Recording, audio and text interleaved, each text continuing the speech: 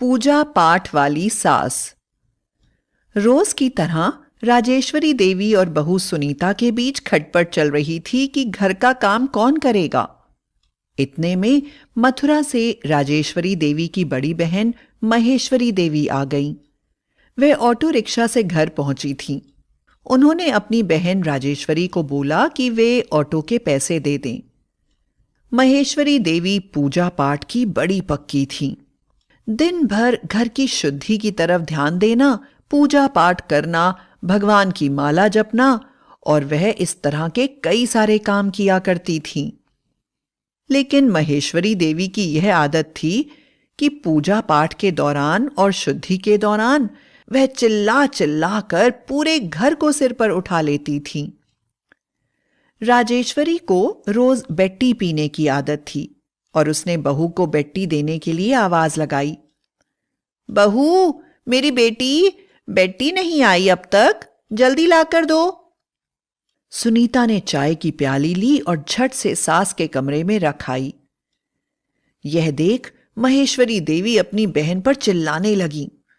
छी छी, यह क्या तरीका है? सुबह सुबह बिना मुंह धोए, बिना नहाए, बिना पूजा पाठ किए चाय पी रही हो। यह क्या बेहुदा हरकत है? बहन राजेश्वरी बोली, दीदी, अब इतनी सुबह कौन उठेगा, नहाएगा, पूजा पाठ करेगा, फिर उसके बाद चाय पिएगा? महेश्वरी बोली, हाँ हाँ, मैं सब समझती हूं। बासी मुंह चाय पीना तो जैसे तुम शहर वालों के लिए अमृत पीने के बराबर है। अभी तो बिना मुंह धोए चाय पी रही हो। अगर कल को कोई बीमारी हो जाएगी फिर मुझे मत कहना कि आपने बताया नहीं। डॉक्टर के चक्कर काटेगी तू। महेश्वरी देवी मंदिर में जाती हैं और वहां पूजा पाठ शुरू कर देती हैं। ओम श्री कृष्णाय नमः, ओम श्री कृष्णाय नमः। इतने में पूजा घर में पड़ोस के बच्चे खेलते खेलते पहुंच जाते हैं। उन्हें देख महेश्वरी देवी चिल्लाने लगती हैं, हे राम, अशुद्धि हो गई, अशुद्धि। यह बच्चे बिना नहाए पूजा घर में घुस गए। अब मुझे दोबारा से पूरे कमरे की शुद्धि करनी पड़ेगी। यह कैसा घर है, यहां किसी पर कोई रोक टोक नहीं है। वह अपने गाल पर तमाचा मारकर बोलती हैं, शांतम पापम, शांतम पापम। महेश्वरी देवी जब तक पूजा पाठ खत्म नहीं कर लेती थी तब तक किसी को नहीं छूती थी। लेकिन घर के जाले साफ करते करते गलती से सुनीता ने महेश्वरी देवी को छू लिया। बस उसके बाद फिर क्या था, वह फिर चिल्लाने लगी, अरे सत्यानाश हो बहू तेरा। इतनी मुश्किल से नहाकर अपने आप को शुद्ध करके पूजा पाठ कर रही थी। तुमने मुझे छूकर मेरी शुद्धि खराब कर दी। अब मुझे फिर से नहाना पड़ेगा। यह कैसे वाहियात संस्कार हैं इस घर के लोगों के। आप लोग एक भी काम ठीक से नहीं कर पाते। हाय राम, मैं क्यों आई यहां पर? शनिवार को महेश्वरी देवी का उपवास होता था और आखिरकार एक दिन शनिवार आ ही गया। महेश्वरी देवी ने सुनीता से कहा, अरे सुनती हो बहू, मेरे लिए आज खाना मत बनाना, मेरा आज उपवास है। सुनीता ने कहा, जी माँ जी। कुछ देर बाद जब महेश्वरी देवी को भूख सताने लगी तब उन्होंने फिर से सुनीता को आवाज लगाई, बहू सुनती हो, मेरे लिए जरा बादाम वाला दूध ले आना। सुनीता ने माजी को बादाम वाला दूध दिया। महेश्वरी देवी ने फिर से बहू को आवाज लगाई, सुनती हो बहू, जरा साबूदाने की खिचड़ी बना दो। सुनीता ने माजी को साबूदाने की खिचड़ी बनाकर दी।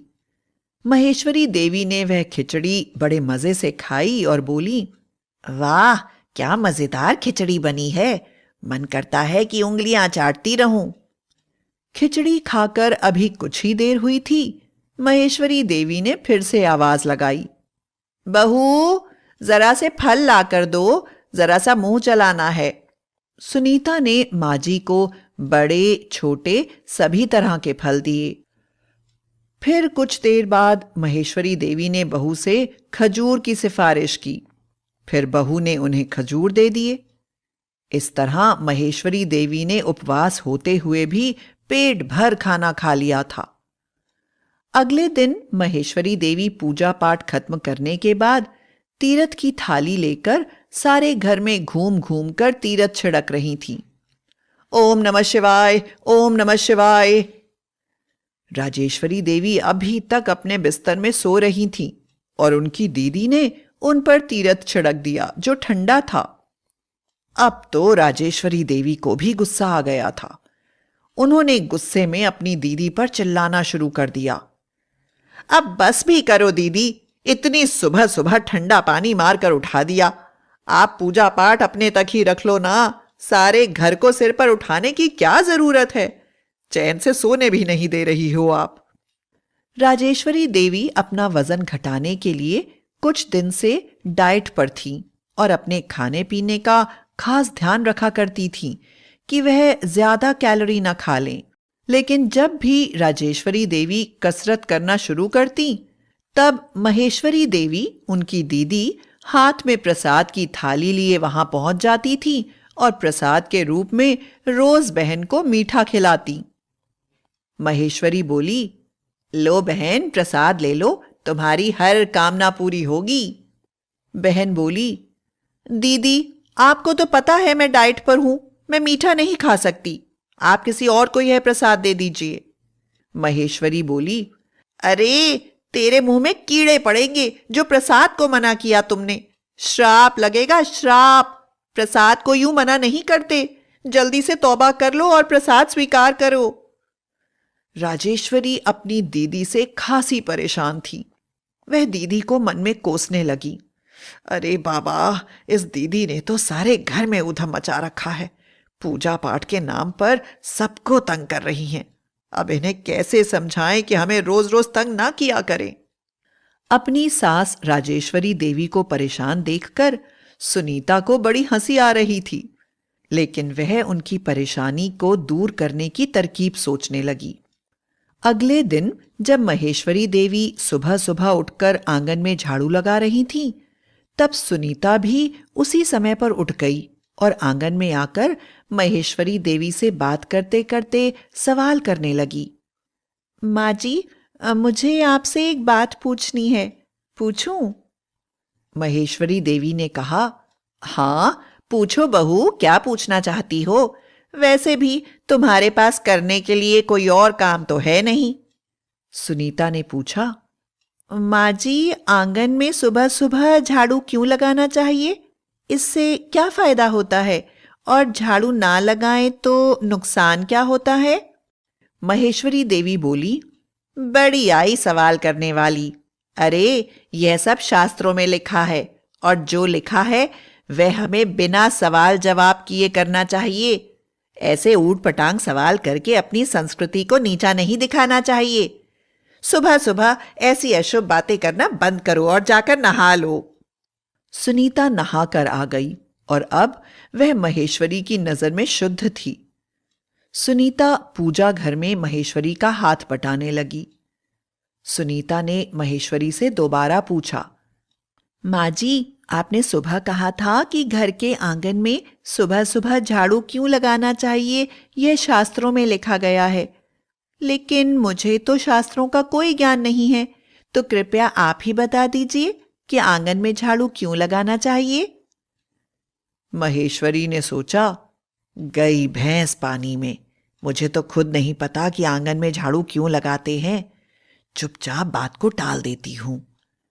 महेश्वरी बोली, अरे बेटी, बातें बाद में करना, अब तो पूजा का समय हो गया है, चलो पूजा करते हैं। महेश्वरी घंटी बजाने लगी और आरती करने लगी। तभी सुनीता ने फिर से पूछ लिया, माँ जी, आप घंटी बजाती हो, आरती करती हो, धूप और प्रसाद चढ़ाती हो, लेकिन दरअसल पूजा तो 16 उपचारों की होती है। स्नान, आचमन, वस्त्र, गंध लेपन आदि 16 सेवाओं के बाद पूजा संपन्न होती है। लेकिन आप तो 10 मिनट में पूजा को निपटा देती हो, ऐसा क्यों? अब महेश्वरी देवी को जैसे पसीने ही छूटने लगे। वह सोच रही थी, बहू यह क्या पूछ रही है, इसे तो मुझसे ज्यादा जानकारी है, इसे तो मुझसे ज्यादा जानकारी है ऐसा मालूम पड़ता है। खैर, कुछ ना कुछ जवाब तो देना ही पड़ेगा। महेश्वरी बहू से बोली, अरे बहू, तुम लोग इतनी सी पूजा में तंग आ जाते हो, मेरी शुद्धि खराब कर देते हो। अब मैं बड़ी पूजा करूंगी तो तुम लोगों की हालत खराब हो जाएगी। अगले दिन सुनीता सबसे पहले उठ गई, आंगन में झाड़ू लगाया, पौधों को पानी दिया और नहाने चली गई। उसके बाद सुनीता ने पूजा पाठ खत्म किया और तीरथ लाकर सोई हुई महेश्वरी पर छिड़क दिया। महेश्वरी झट से उठ गई और गुस्से में बोली, हाँ, अरे यह क्या बदतमीजी है, इतनी जल्दी पानी मारकर क्यों उठा रही हो? सुनीता ने कहा, अरे माँ जी, माँ जी, माँ जी, आप तो नाराज हो गई। मैं तो आप पर तीरथ छिड़क रही थी, मैंने पूजा पाठ खत्म कर लिया है ना।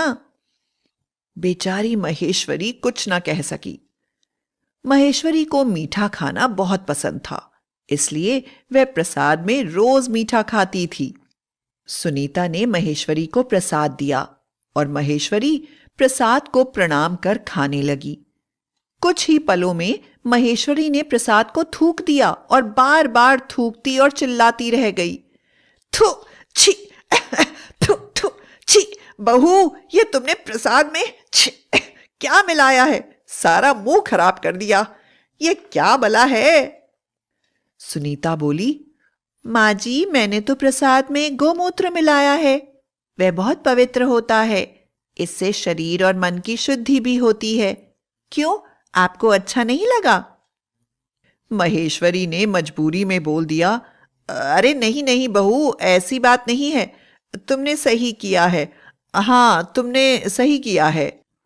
अब महेश्वरी को समझ में आ गया था कि यहां उसकी दाल नहीं गलने वाली। महेश्वरी ने अपना बोरिया बिस्तर उठाया और वापस गांव जाने के लिए निकल पड़ी। जाते जाते उसने सुनीता से कहा, बहू, मैं वापस जा रही हूं, तुम लोग अब आराम से रह सकते हो। मेरी बुद्धि को यह समझ आ गया है कि पूजा पाठ करना बुरी बात नहीं है, लेकिन हमें दूसरों की परिस्थितियों को और उनकी पसंद और नापसंद को भी समझना चाहिए।